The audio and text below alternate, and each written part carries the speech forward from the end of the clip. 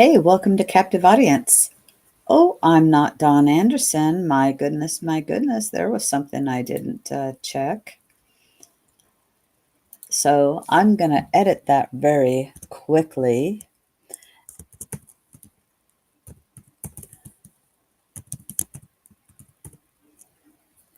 And, we've got a registered vote. We're at that time right now. And this is too funny that I didn't check that. I apologize.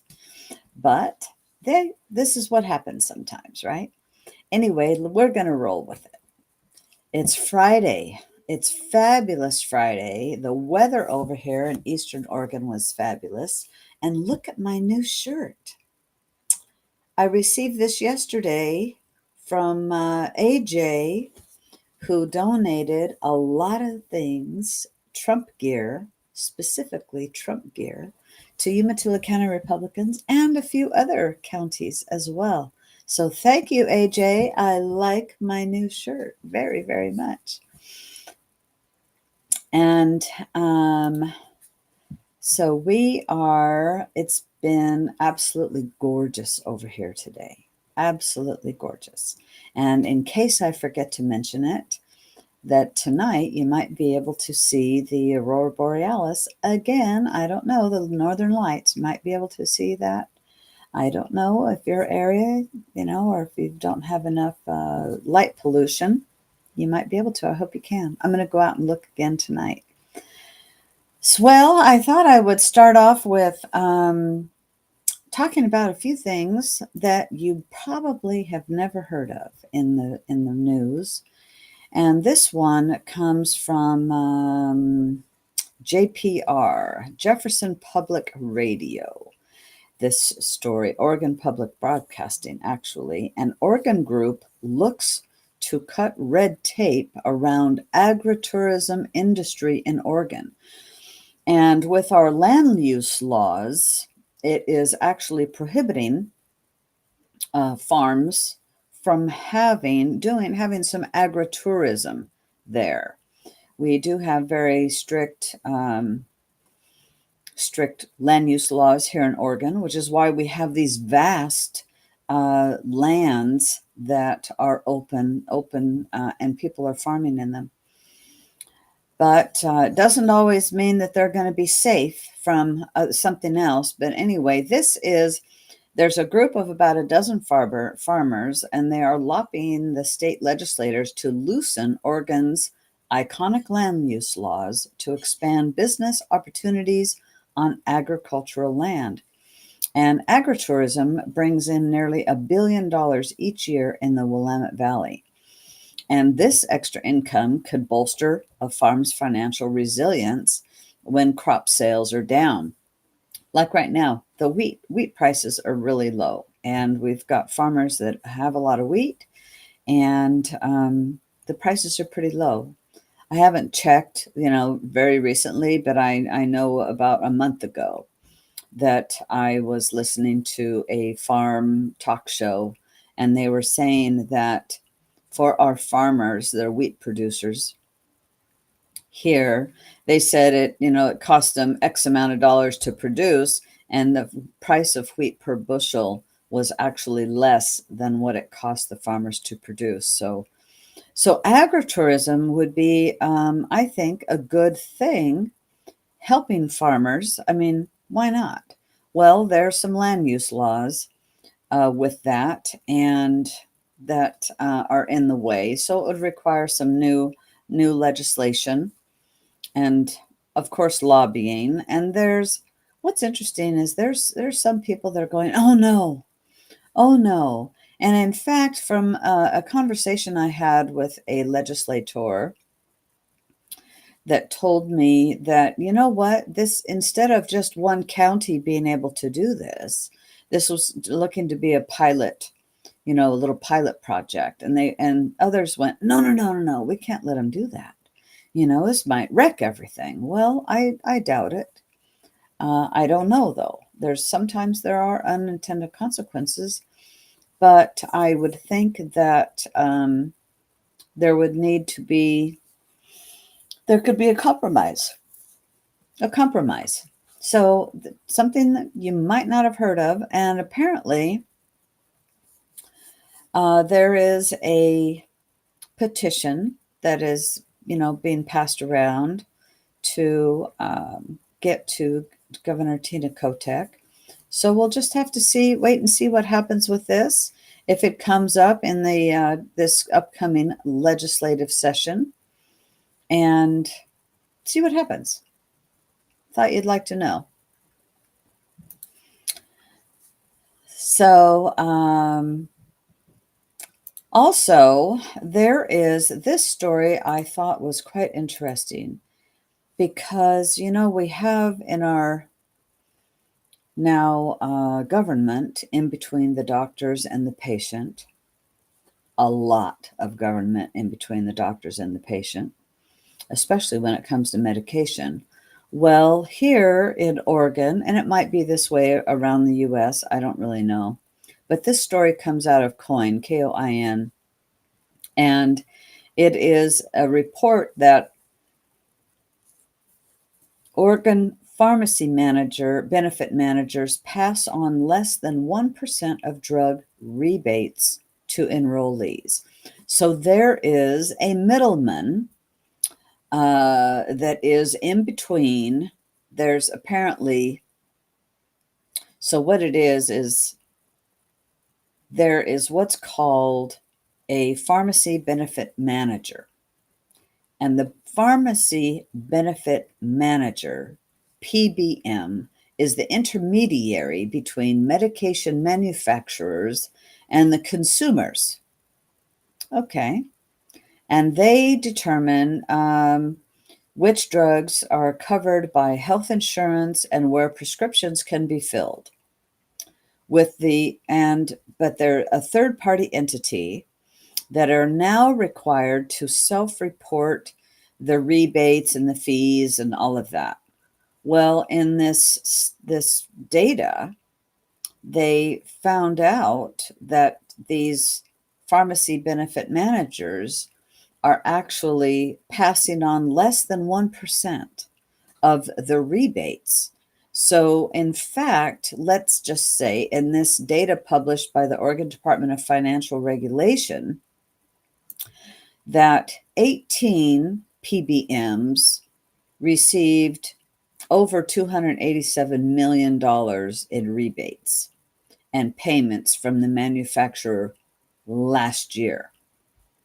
Now, the majority of the payments, 283,000, almost 284, went to the insurance companies. That's $284 million. Okay, went to the insurance companies, while just over $2.2 million were passed on to the consumers. And the managers, those PBMs, they retained the remainder of the funds as revenue. So the middleman gets paid quite a bit. Since it started out at it's like 287 million, 0.5, okay, 0.5 million. And so this all doesn't, they've kept several million is what it ends up. Split between, what did it say? 18 PBMs. It's a lucrative business, but so why aren't they passing that on to the consumer? I don't know. So I'm going to post this story in the comments here so you can see them. I thought it was interesting. I thought it was interesting. I'm looking at your comments.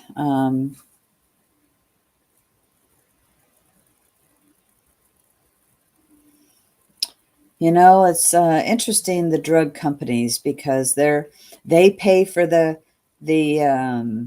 testing, and then like we talked on Wednesday, they pay for some testing, and sure enough, oh my gosh, their testing proves to be So much more better, this particular drug, whatever, than if it had been done by independent group doing their studies and testing and whatnot. So yeah, it's a it's quite frankly, it's sad. It's sad. We have some of the highest costs of healthcare in the world. We really do. Where other countries are under the label, and I remember Trump talking about this. You know, why is China still under it's a developing nation status? They're very developed. Why should they be under that? And so when you're in a developing nation status, then you get lesser costs for medications and things like that. And he actually had changed a designation. I don't remember. I think he gave the US like a favored nation that costs or our drug costs would come down. And actually, he's the one who got us $30 for insulin, for people that are diabetics for their insulin.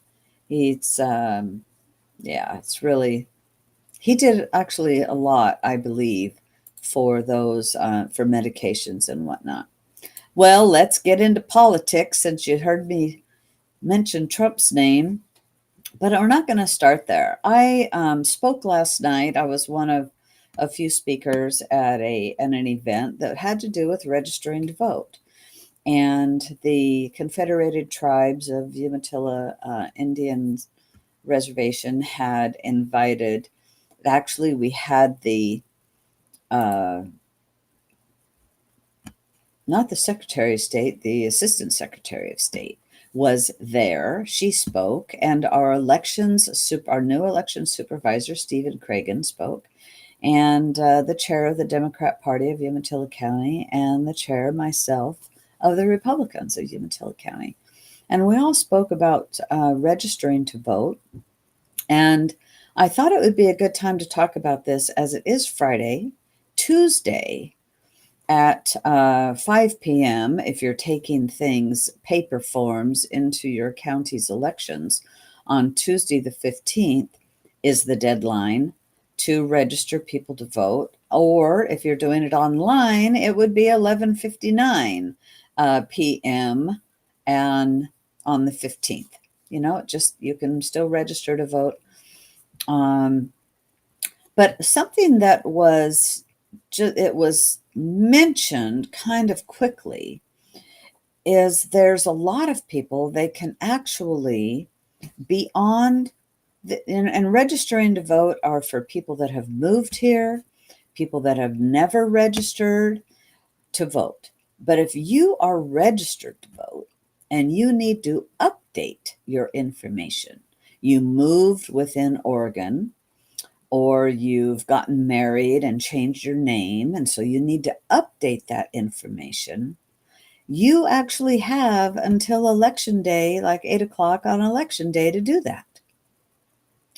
So that's a big difference of registering to vote or updating your information. As long as you're registered, you have to be registered to vote prior to just doing an update if you want to go beyond the 15th, October 15th, to be able to vote in our November 5th election.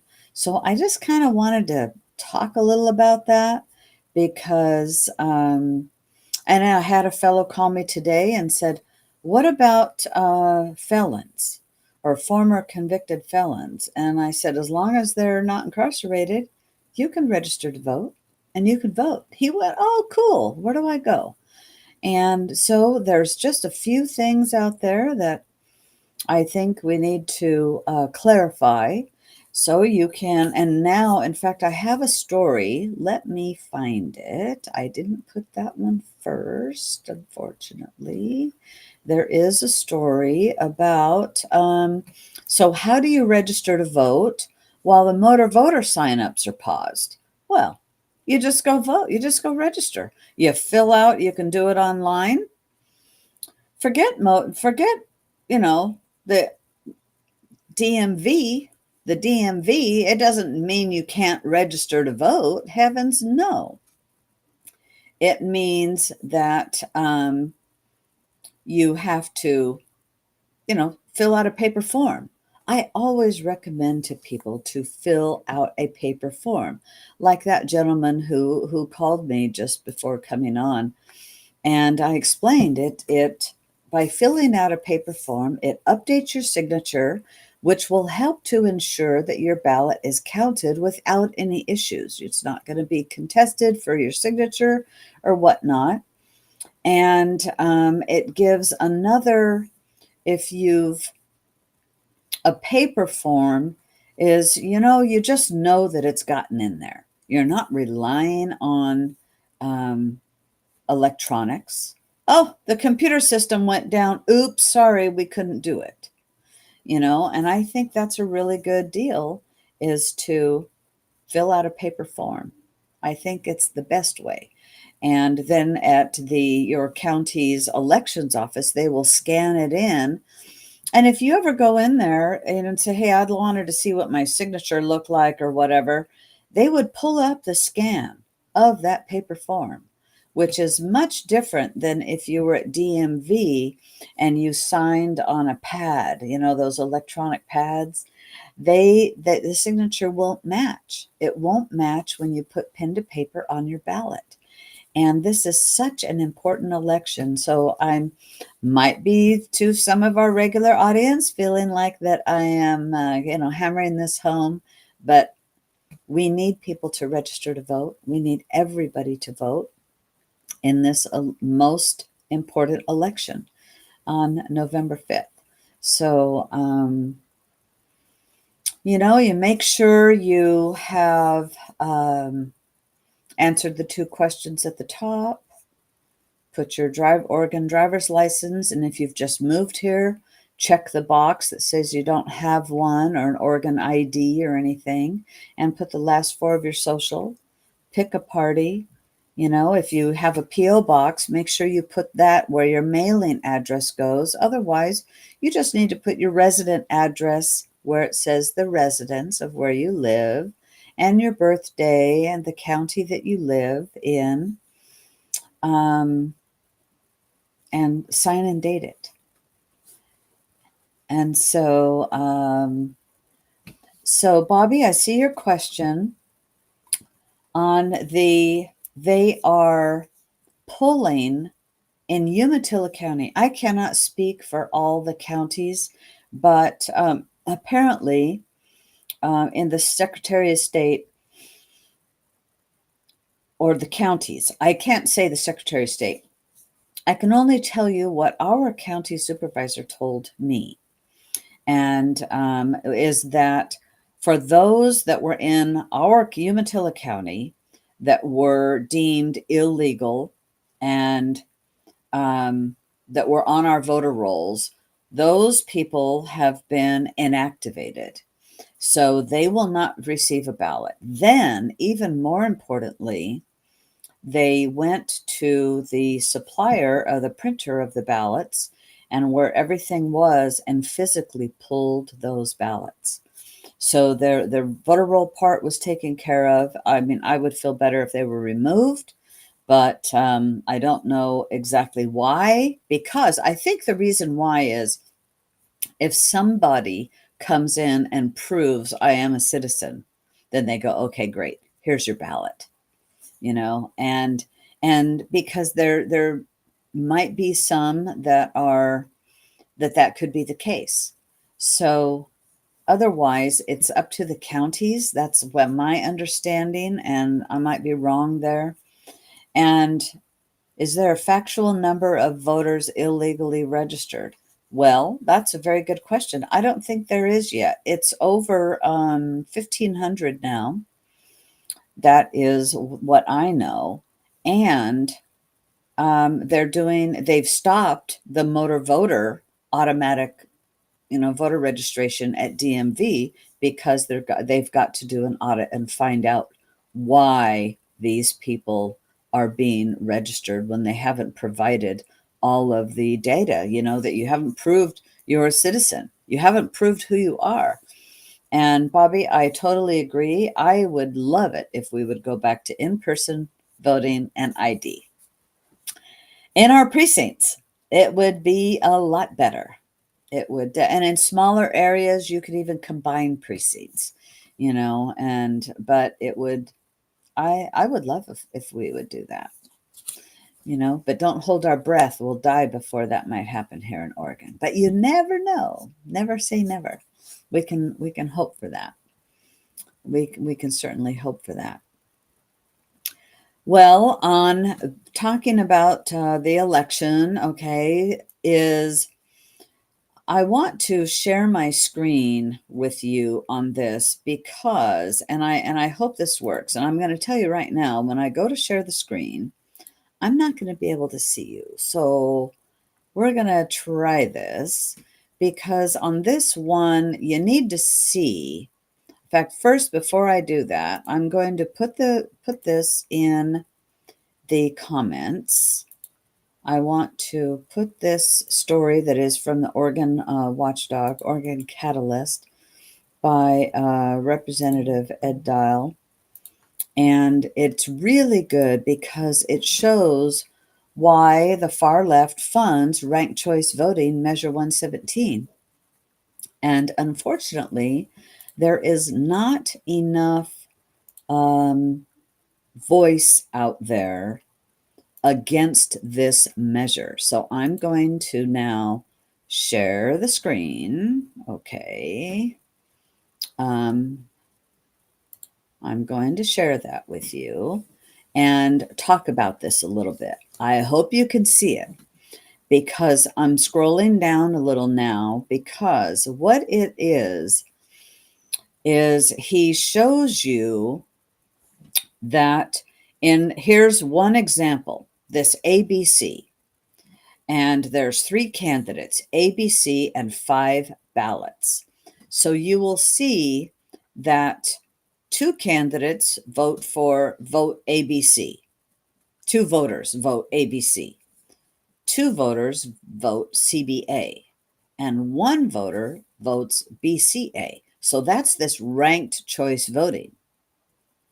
Well, in this scenario, candidate B is preferred over candidate C. Now, I talked about this on Wednesday, but I wanted you to see this.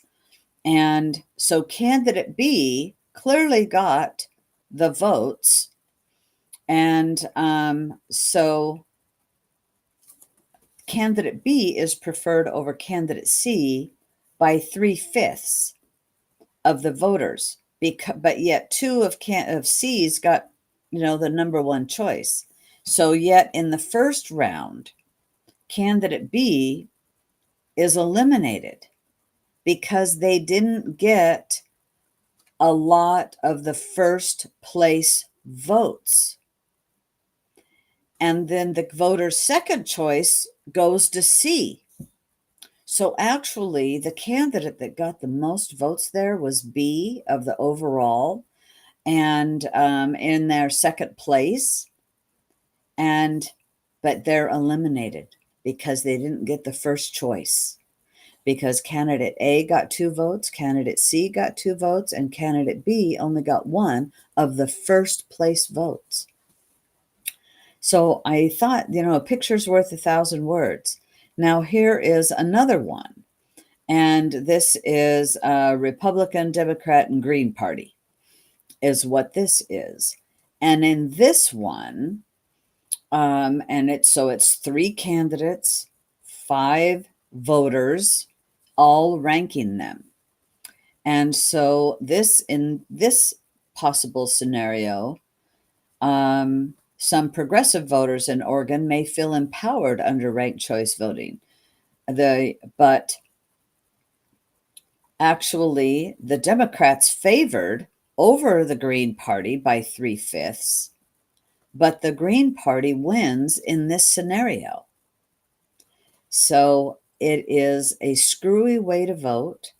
We need to continue with 1 candidate, 1 vote, and 1 voice. So I'm going to stop sharing that, and I'll see if you are able to see that. But this is something that that one is really good. I think that people should print that out and show this as an explanation on ranked choice voting. I think Representative Ed Dial did a fabulous job on that. A fabulous job.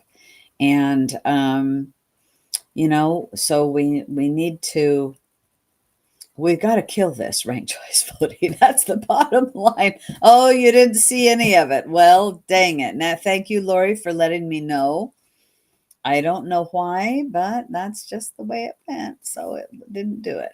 And then on Measure 118, there is another article, and I'm going to post that link in our comments for you. And that one, good, Pat. I see that you put his explanation on Facebook. I'm telling you, it needs to go out everywhere. Thank you. Thank you. Thank you. So this other one here is a chart forecast for Measure 118's future and how currently the economy is in the US and how the economy is in Oregon.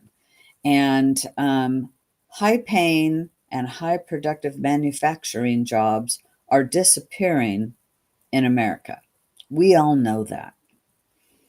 But look how poor, and there's a graph here that shows the manufacturing jobs in the last month from about June or so to now. It's like gone in the tank in Oregon. It is just gone really bad. And this graph is really interesting. And if Measure 118 passes, this is essentially a sales tax. People aren't looking at it like that, but it is a sales tax because the corporations are going to pass it on to all of us. And while some people might be able to go, oh, yippee, I'm going to get a check, you're not going to have a job. And this is universal basic income.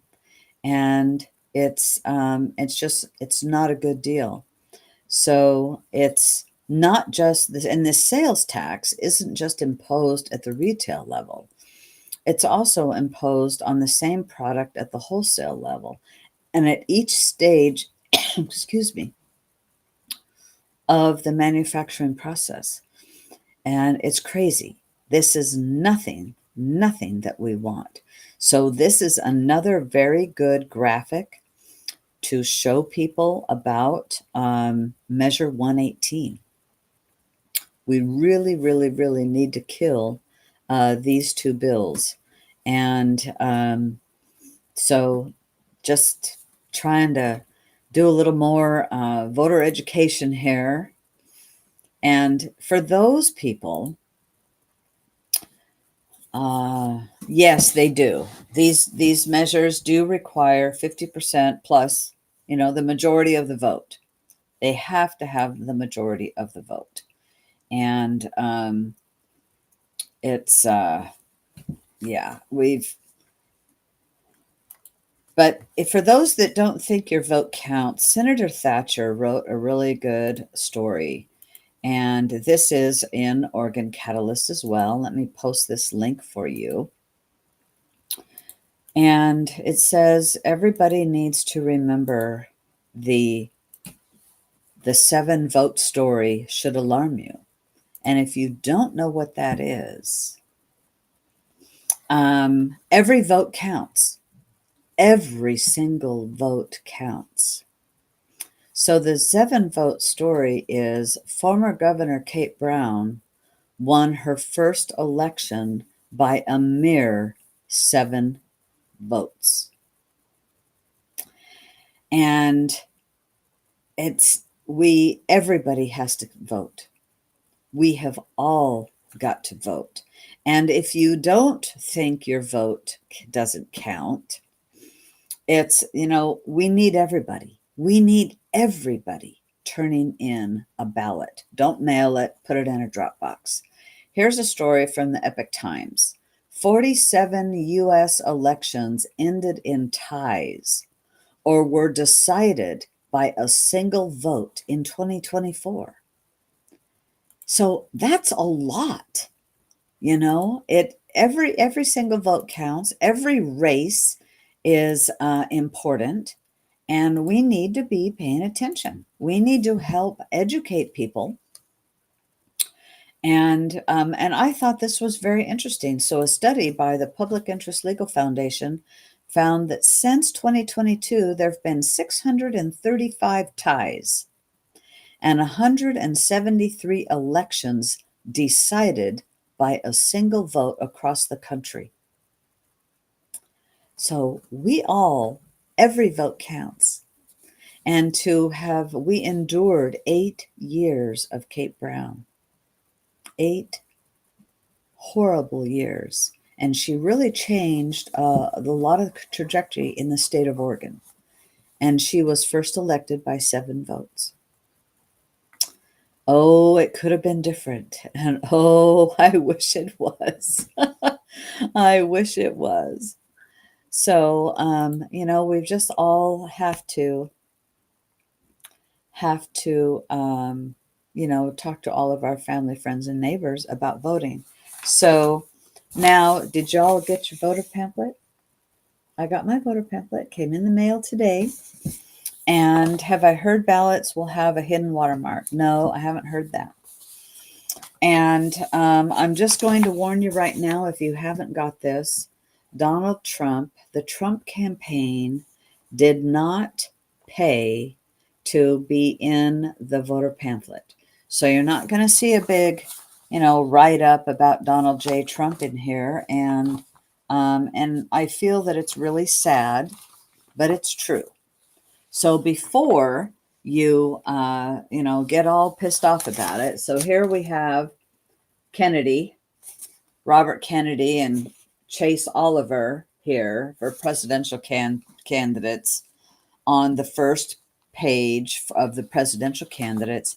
But he is listed on page 26 and Donald Trump is listed under this list here, okay, of all of the presidential candidates. So this is all the presidential candidates here, and he is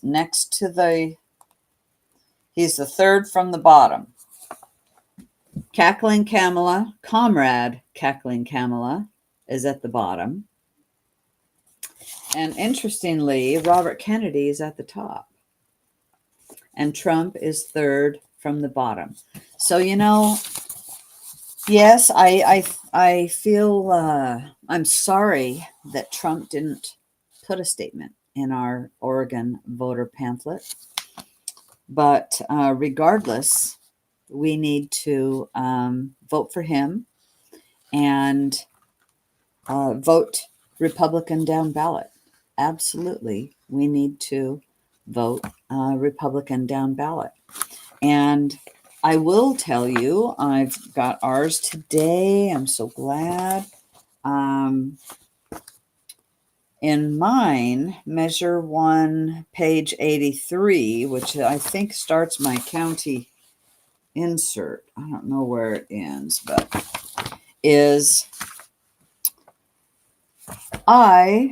along with Umatilla County Republicans, we put a statement in the voter pamphlet against Measure 117 and also against Measure 118. So I would like for you to read those. You can give me feedback sometime. And there's a lot of very good Republicans and people across our state put statements in the voter pamphlet. But, I got to call out ours, right? For Umatilla County Republicans. I'm very, very happy that we did. And I think it was very well written. So tell people to go to their voter pamphlets, check out the statements, and especially highlight some that you really like and bring those to people's attention.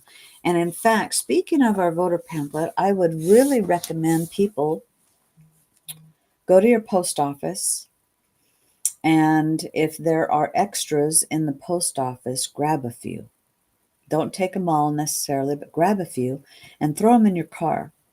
Because as you're talking to people, inevitably, every single election, I talk to people and they say, I didn't get a voter pamphlet. So you can reach in your car and you can hand them one, because I think it is helpful. But I will tell you, my phone has already rang with phone calls and texts. Where's Trump? He's not in the voter pamphlet. How come? And I don't have an answer, except for if the candidate doesn't put one in, that's on the candidate. And so sadly they didn't. Maybe they were pinching pennies. Lord knows Trump has been spending a lot of money, not just on the campaign, but on rallies, and also defending himself against all of the lawsuits. And when this deadline was, it was quite a while back. And I just think we need to do that. So I'm trying to catch up on a few comments here.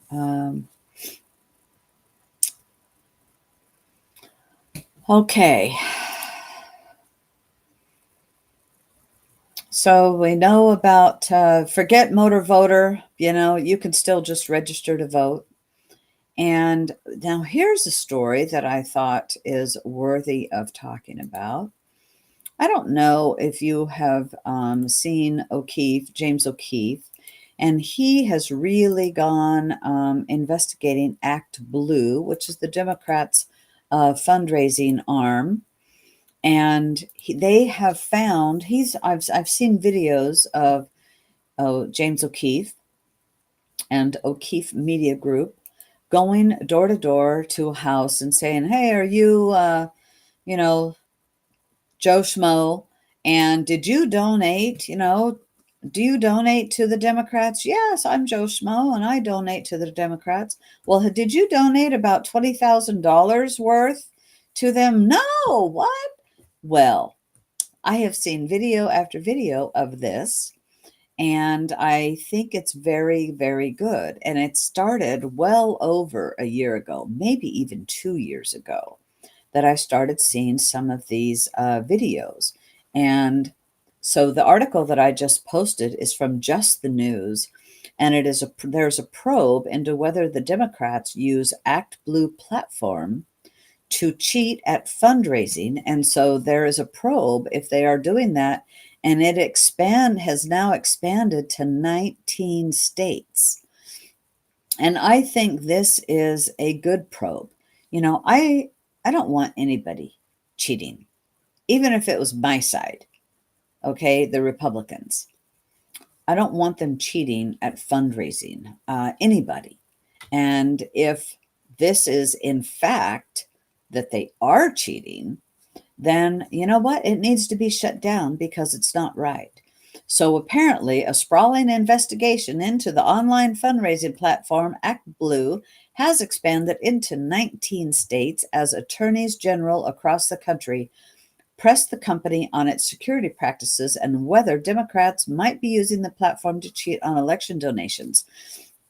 And one of the ways that they found that they could very well be cheating is that when you make a donation online with a credit card, you always get the 3 security code on the back of the card, and that goes in. Well, Act Blue was never requiring that. Never. So what they found is you could not prove where that money came from. And I will tell you personally, yes, the CCV code. I will tell you personally that I have thought many times that when I see the Democrats giving so much money away that somehow it's coming full circle back to the Democrats by way of donations. I really believe that. And I've thought that for a long time. So maybe this will find out if it's true or not. I don't know.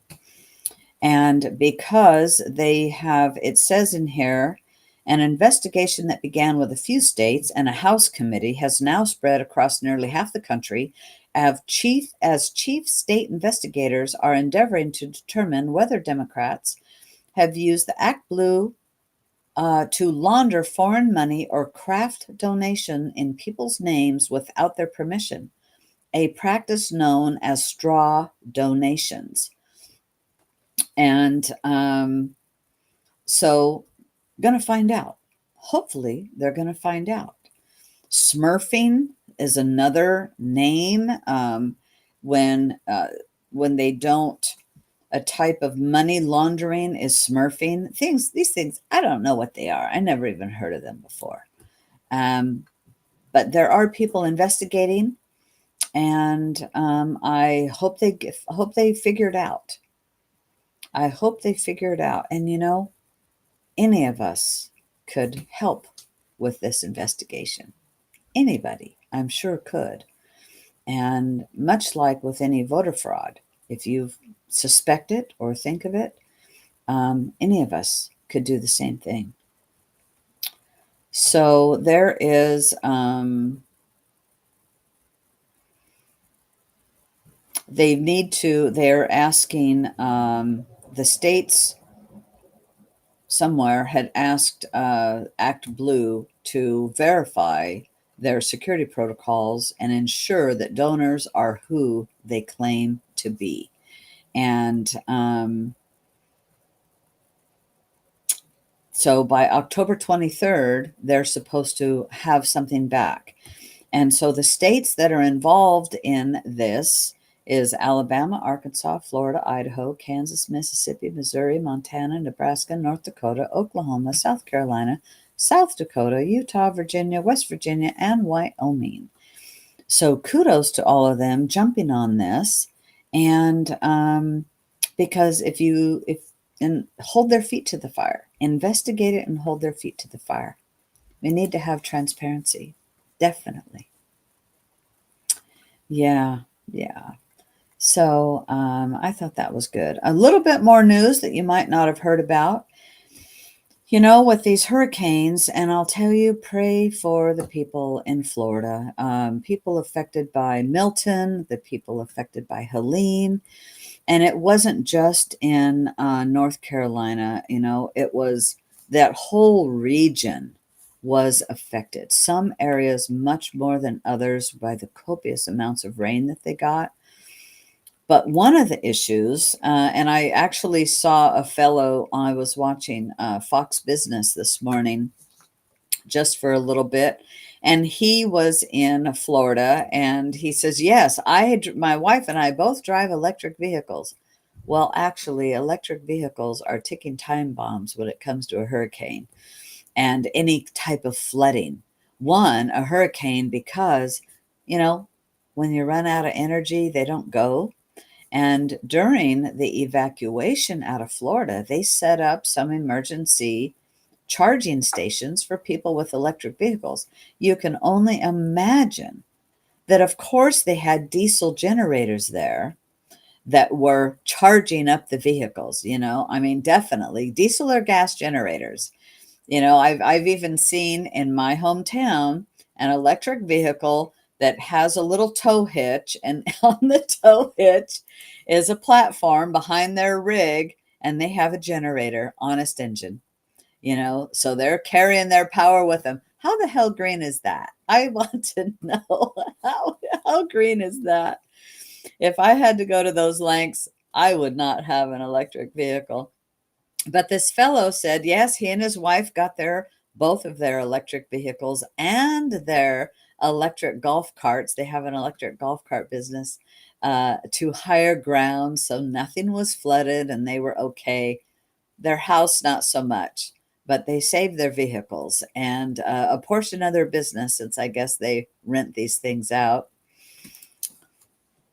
Something much more serious, much more serious. Scotland has criminalizes prayer at home to protect abortionists. And I'm not kidding. This is an article in PJ Media. And, you know, we have to pay attention to what is happening elsewhere.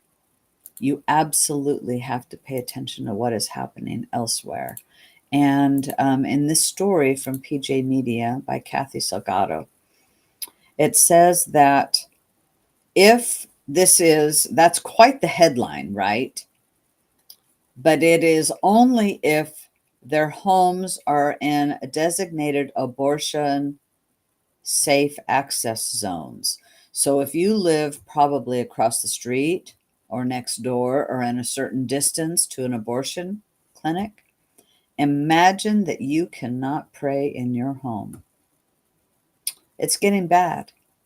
It's really getting bad. And the UK has become infamous in recent months for its crackdown on free speech, except when the free speech involves Muslim migrants cheering on terrorism. And now Scotland's hate speech laws in particular have drawn criticism from free speech advocates across the political spectrum. And this is astonishing. It truly is. You know, you have the right to do, you should have the right to do in your home and pray and worship as you please. But that's not America. They don't have the Constitution that we have.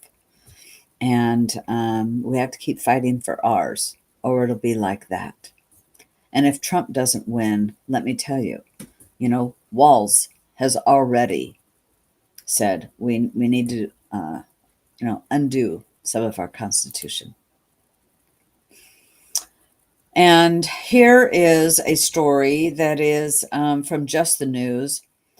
A pediatrician group having a gender transition clinic conference has actually they're having this type of conference, but they block a critic of gender transition. They block the American Academy of Pediatrics waited until the morning of the conference to tell Foundation Against Intolerance and Racism medical director Nikki Johnson that she was banned. She's a critic of the gender transitioning, and so that's like crazy, you know. But it's everywhere. There was a video. I don't know if you saw it. I saw it on X, and I'm so glad this is the outcome of this. That a professor talking to his students, and he's a Kansas professor. I just posted a link to this story.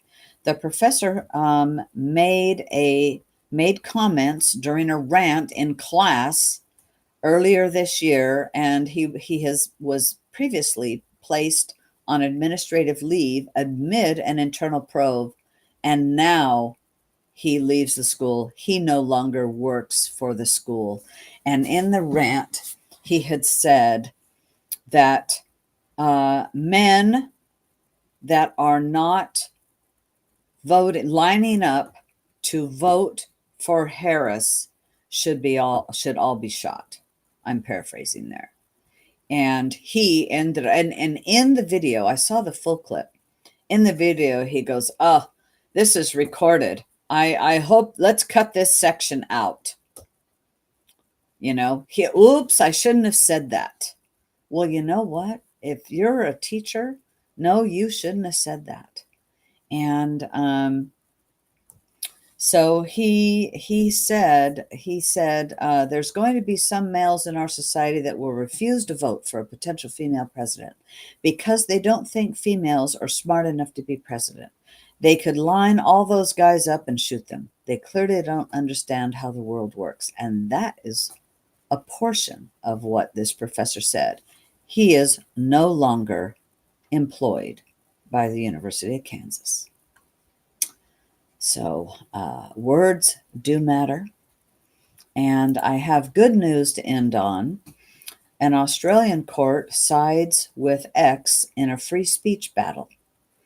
And an Australian court ruled in favor of X, overturning an e-safety commissioner's order to block video footage of an attack on Bishop Marmari Emmanuel in April.